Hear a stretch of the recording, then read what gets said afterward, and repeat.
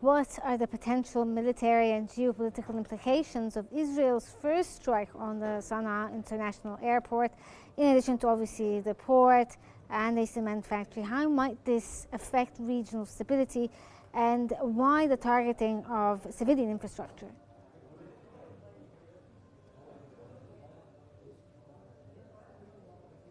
Thanks to you and your audiences, and thanks for having me. Prime Minister of Israel, Benjamin Netanyahu, is trying to change the equation in the region. And pre the visit of Donald Trump to the Gulf area, specifically Saudi Arabia and UAE, along with Qatar.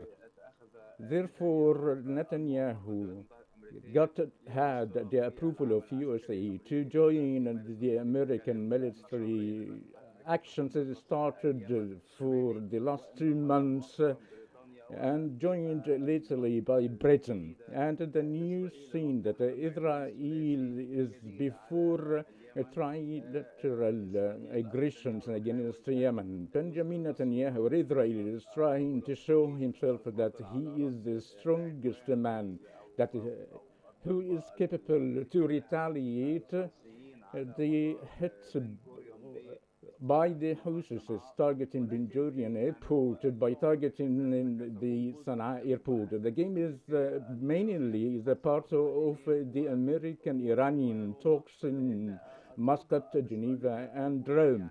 As the Israeli strike on the Sana'a Airport, as you've already said in your bulletin news, by evacuating to the airport of Sana'a by the Houthis, so they have information of the strikes. So we are before a new chapter of the American-Iranian game, where Israel is striking sites really affiliated to Iran to inform them previously along with Israel. So the victim is neither Israel or Iran, but the Arab world. The Lebanon and Syria and the Palestinian cause being handed over to the creative case and the new American Middle East project to circles of the collapsing of the national state and the domination of the extremist groups in the region. This is only the main goal.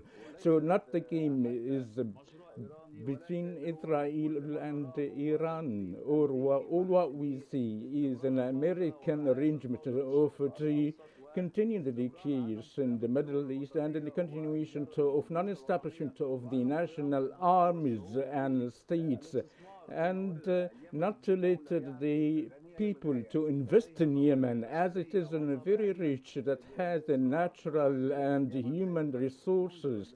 Yet Yemen, since the independence, in a state of poverty and wars. Why? Is it for the reasons inside Yemen? Yemen is a state of civilization, but the main reason is what we see now is regional dimensions in the account of Yemen. Either Cold War, or today is in a fabricated conflict between Iran and Israel, and the victim is the Yemeni citizens, and today is Sana'a's airport. Well, as you said, sir, evacuation warnings were quite significant near the airport. What does this actually reveal about the level of threat that Israel perceives in the region, and what does this mean for the military operations? Are we going to see an expansion in this?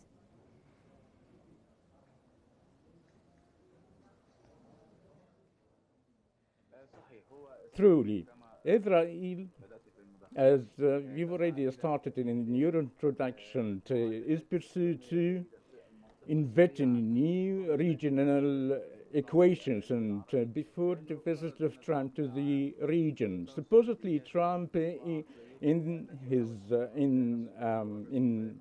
mindset that is trying to show himself that he's different from the previous administration, and he is the more successful one.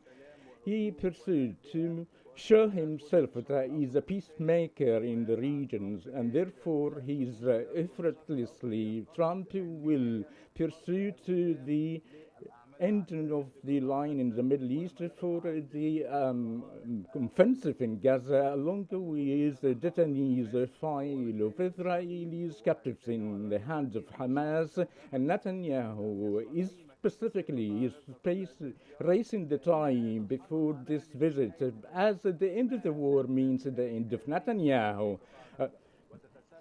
Upon the end of this war in the Gaza and Tel Aviv to receive the last captives and detainees, either alive or dead, this is the end of Netanyahu's politically, and will hand over his resignation according to the withdrawal of the coalition in the government, and Israel heading to new elections, and Netanyahu will go in prison in light of the indictments. Is it related of money laundering, will serve in non-Israeli lobbies, and will be held accountable for what is called the Israeli failure in confronting the war starting October 7, 2023. So Netanyahu is trying to save his neck before anything else and achieving new equations in the Middle East, in the Gaza Strip, before the Trump's visit to Kingdom of Saudi Arabia, UAE, this month.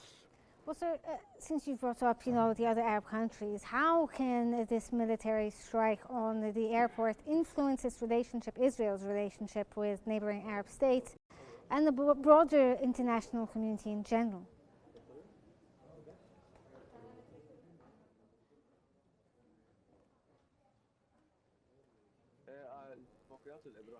The Abraham Accord has nothing to do with the Israeli aggression on Yemen or what are the Yemeni operations by the Houthis against Israel. In the contrary, the Kingdom of Saudi Arabia and the UAE both were damaged large by the terrorism of Al-Houthis, and when Saudi Arabia responded, defending himself, all the West tried to punish Saudi of what they did in self-defense, and the attempt to deter these Houthis missiles that hit secret posts in Kingdom of Saudi Arabia, in Mecca and in Medina, and even out of the sacred holy places in Al-Zahran and Jeddah and Riyadh and UAE. They striked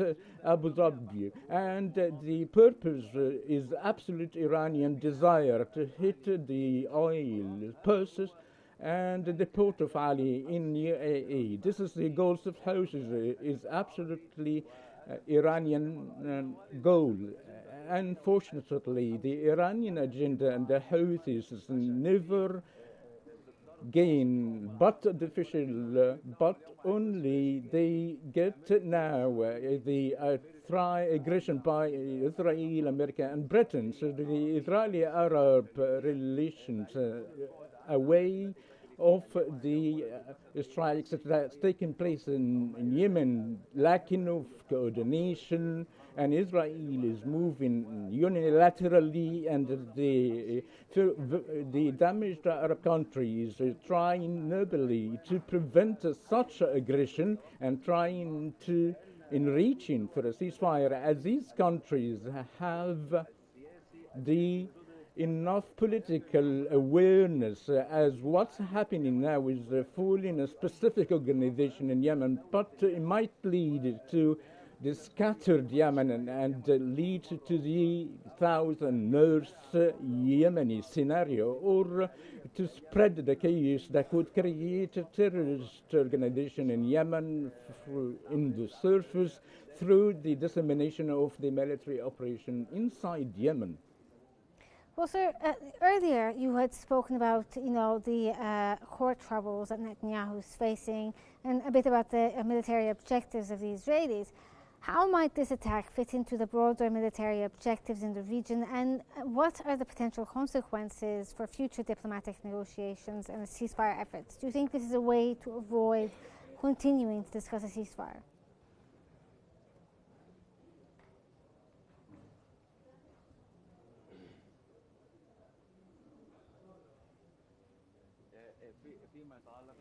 With respect to that matter, the only way is to listen to the recent voice in the Middle East, which is the Egyptian voice.